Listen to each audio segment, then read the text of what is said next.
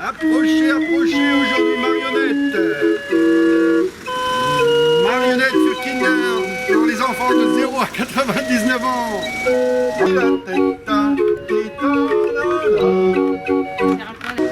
Oh, bonjour.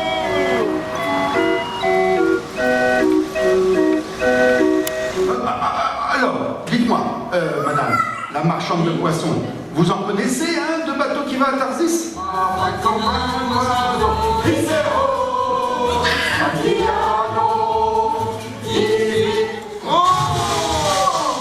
Jonas, adieu.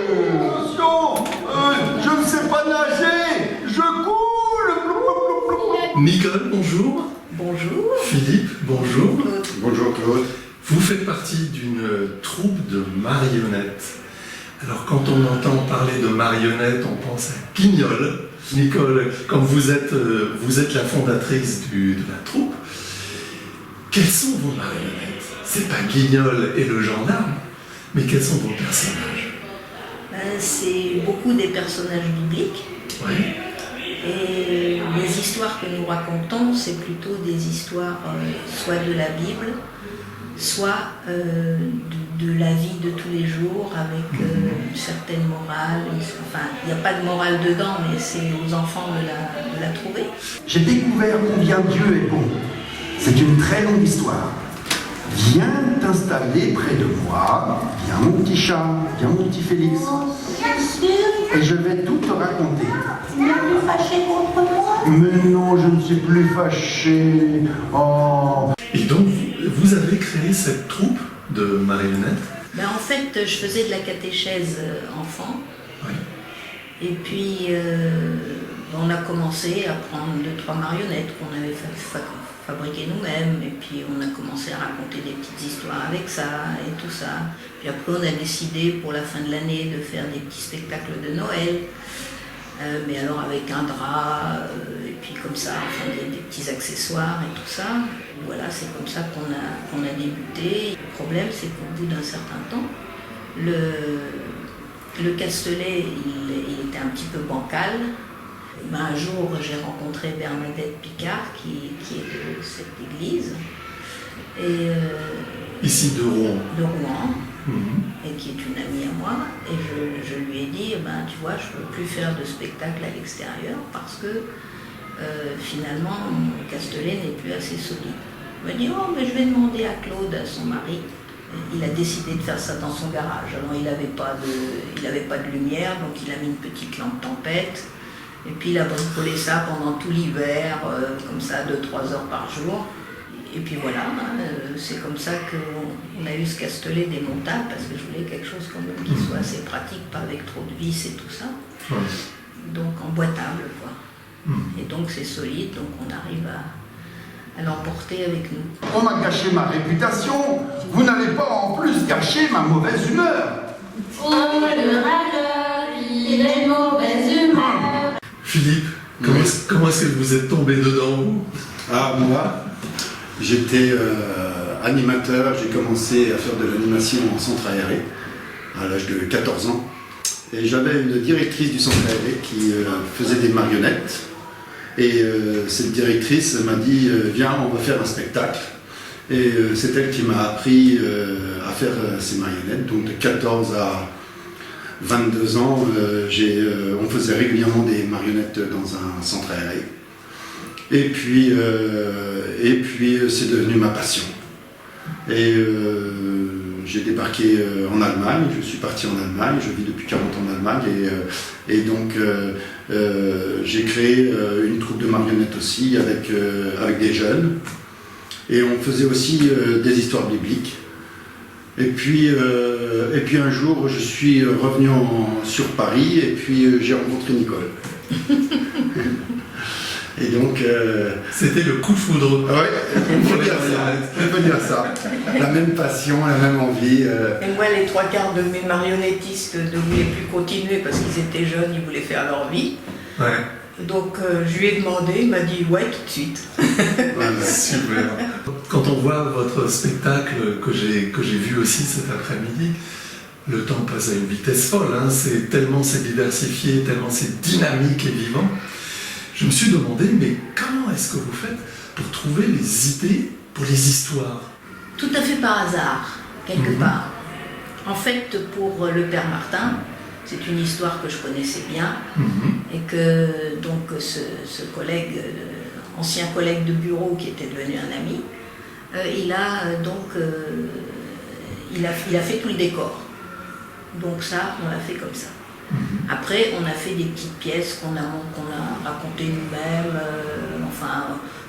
avec les animaux et tout ça, des anniversaires ou des Noëls d'un animal, d'un autre. Et puis, alors, pour le père, pour Jonas, en fait, j'ai écouté, en allant au travail, dans la voiture, j'ai écouté Radio Notre-Dame. Et puis j'ai entendu cette histoire. Et j'ai dit, ah ça me plairait. Mais vous savez, j'étais en voiture, je ne pouvais pas prendre de notes, rien du tout. Mais j'avais quand même l'idée de faire ça. Et puis après, j'ai fait toutes les librairies chrétiennes, catholiques, protestantes, etc. Et je ne trouvais pas de texte, il n'y avait rien d'écrit pour les marionnettes de ce genre. Et finalement, j'ai trouvé tout un petit recueil avec, par miracle, cette histoire sur Jonas. Spécialement adapté aux Non, marionnettes? c'était des pièces de théâtre qui faisaient pour l'église. Donc je me suis dit, ah ça c'est chouette, donc j'ai acheté le bouquin.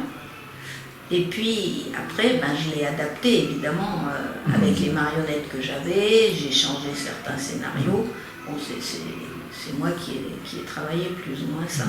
Puis Noé, non, on l'a monté, je l'ai monté plus ou moins moi-même avec deux amis, Joël Parizel et sa fille Élise Lazarus. Et c'est elles qui m'ont écrit le scénario.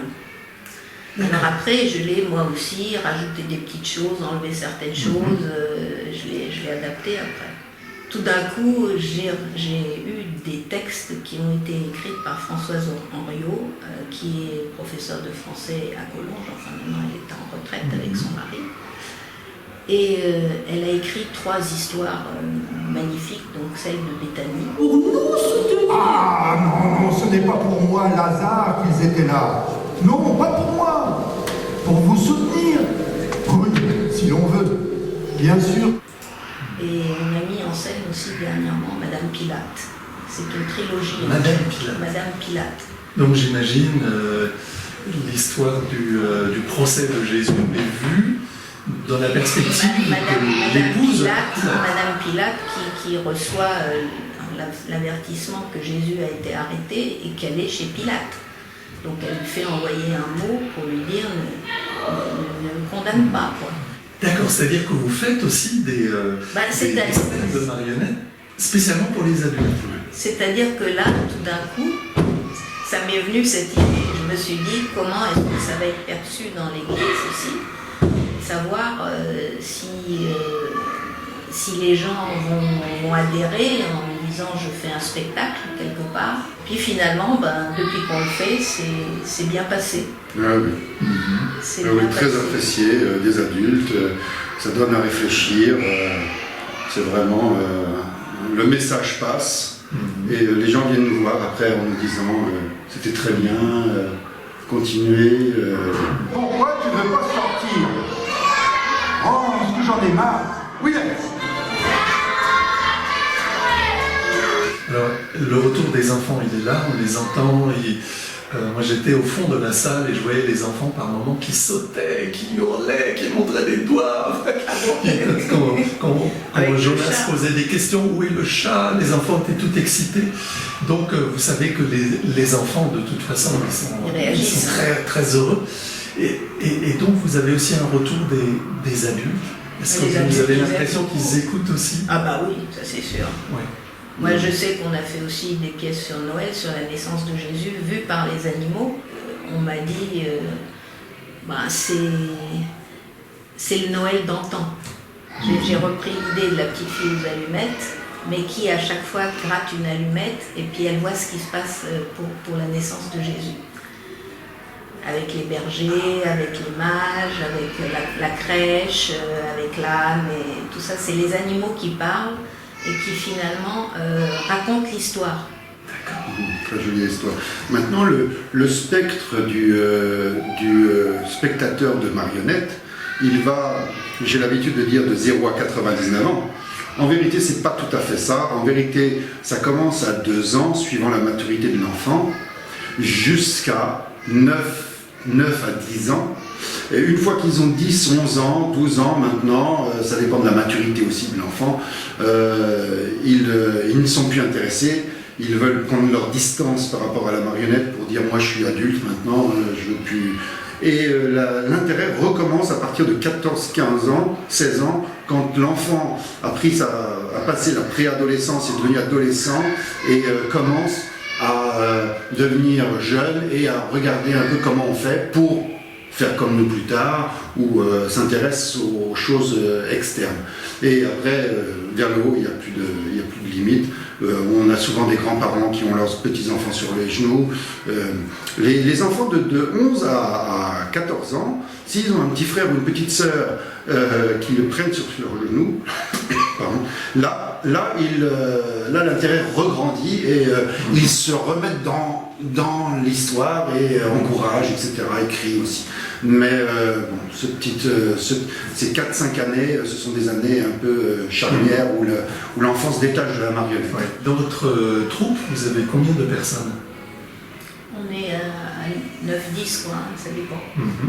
Et là aussi, c'est entre 0 et 99 ans. Quel est... C'est-à-dire que j'ai débuté avec un groupe de jeunes, et là, on est dans un groupe un petit peu plus âgé. Enfin, c'est moi la plus vieille, mais... il m'accepte encore. Et, on est des grands-enfants tous les deux. Et puis, on a 2, voire 3 jeunes avec nous, quoi. D'accord. Oui, ça c'est bien qu'il y ait des jeunes de 15, 16, 17 ans qui viennent dans la troupe et qui prennent goût et qui voient comment ça se passe par derrière et qui sait plus tard... Clara et Mathilde, c'est le cas, et ils venaient et puis nous aidaient à monter tout ça, et puis un jour ils m'ont dit on peut rester dans le Castellet. J'ai dit oui, d'accord. Ils sont restés derrière, ils ont regardé, ils ont dit on ne savait pas que c'était comme ça. Et puis après, quand on a fait Noé, je leur ai demandé s'ils voulaient rentrer dans la troupe, ils m'ont dit oui, quoi. Donc c'est comme ça qu'ils sont arrivés, quoi. Voilà, oui, de fil en aiguille. Voilà. Mais Philippe, vous avez, à l'instant, vous avez dit nous sommes les 2 grands enfants. J'ai l'impression qu'il faut avoir ça comme état d'âme, avoir l'âme d'un enfant quand on fait des marionnettes. Moi, depuis l'enfance, j'aimais les histoires. Mes parents ne me racontaient pas d'histoires. Alors, il y avait un colporteur qui vendait des livres religieux en brousse et qui venait tous les 3 mois pour faire sa provision de livres. Et alors là, j'étais à ses pieds. Alors, il me racontait les histoires de lions, les histoires de pirogues, les histoires de serpents. Et moi, je buvais ses paroles. Et j'ai toujours aimé les histoires. Alors, je suis toujours comme ça. Ouais. J'aime encore les histoires. Pour moi, c'est pareil. Faire un peu le clown, faire rire les gens, faire rire les enfants. Pour moi, il n'y a pas de plus grand bonheur que d'entendre les enfants crier, rire. Et ça s'est passé en Allemagne, puisque je joue aussi en Allemagne. Et on a joué pour un centre évangélique de personnes handicapées mentaux. Et ces personnes, j'avais un peu des difficultés au début. J'ai dit aux gens qui jouent avec moi, qu'est-ce que je vais leur dire? Bonjour les enfants, bonjour, comment on dit. Et mon ami me dit, oh, t'inquiète pas, tu leur dis bonjour les amis, et puis c'est bon. Et pour construire notre Castellet, on devait prendre des barres qu'on devait emmener à la fin de la salle pour construire les barres, pour construire le Castellet à la fin de la salle. Et il y en a un qui m'a dit, est-ce que je peux aider? J'ai dit, ben oui, tu peux prendre cette barre, c'était une barre fine, en aluminium, pas très lourde, prends-la et puis emmène-la là-bas. Et donc il l'a emmené avec nous, et après il est tombé dans les bras et a dit, oh merci, j'ai aidé, merci, il était tout heureux. Et ça, je pense que je n'oublierai jamais de toute ma vie. Et je dois dire que ce public On a joué à peu près 3 fois dans cette organisation, c'est tout un village. Ce public a été un des meilleurs publics. Quand on leur pose la question où il est, qu'est-ce qu'il fait, ils crient et ils disent là-bas, à droite, à gauche, et après ils sont tout heureux spontanément remerciants du fait qu'on soit venu leur présenter un spectacle. Ça, pour moi, c'est le grand souvenir. Vous avez un souvenir aussi, Nicole, qui vous vient ou Il y avait un souvenir de Rouen, ça c'est un souvenir amusant. Alors, on a joué notre pièce, et puis à la fin, on a demandé aux enfants s'ils avaient des questions. Et alors, il y en a un qui dit « Mais tu étais rentré dans l'arche de Noé, et tout d'un coup, tu étais de nouveau dehors. Comment ça se fait ?»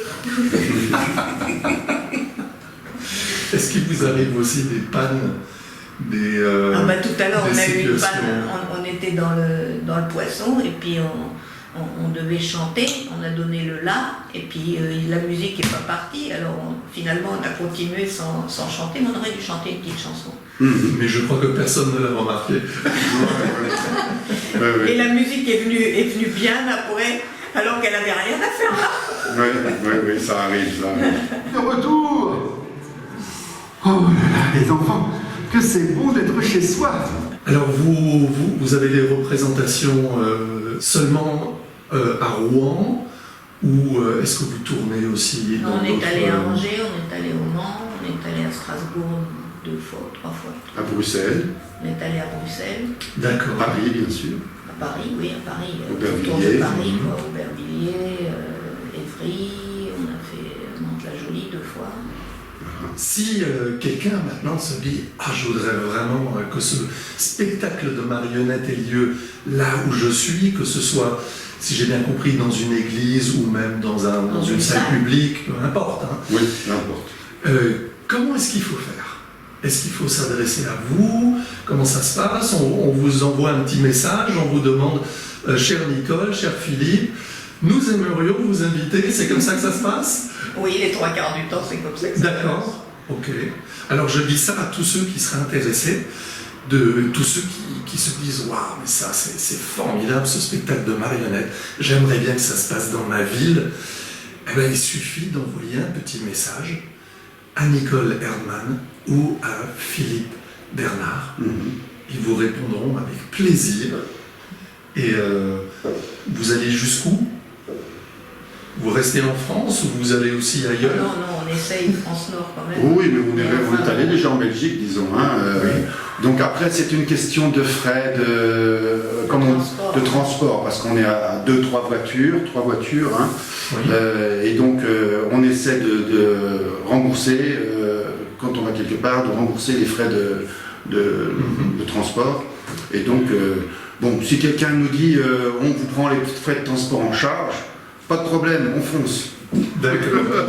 En tous les cas, merci beaucoup d'avoir passé un petit moment avec nous, d'avoir répondu aux questions et d'avoir un peu montré l'envers du décor. Hein, parce que nous, en tant que spectateurs, on voit que les marionnettes, on voit les décors qui sont fabuleux, on les a vus à l'image. Et merci donc d'avoir dévoilé quelques petits secrets et aussi de nous avoir transmis votre passion. Je vous souhaite une excellente continuation et puis garder cette âme d'enfant pour transmettre ces moments qui sont vraiment magiques. Merci Nicole, merci Philippe et puis bon retour. Merci Claude. Merci. Au revoir. Au revoir. Au revoir. Au revoir les enfants. Vous la connaissez déjà l'histoire. Au revoir. À la prochaine fois.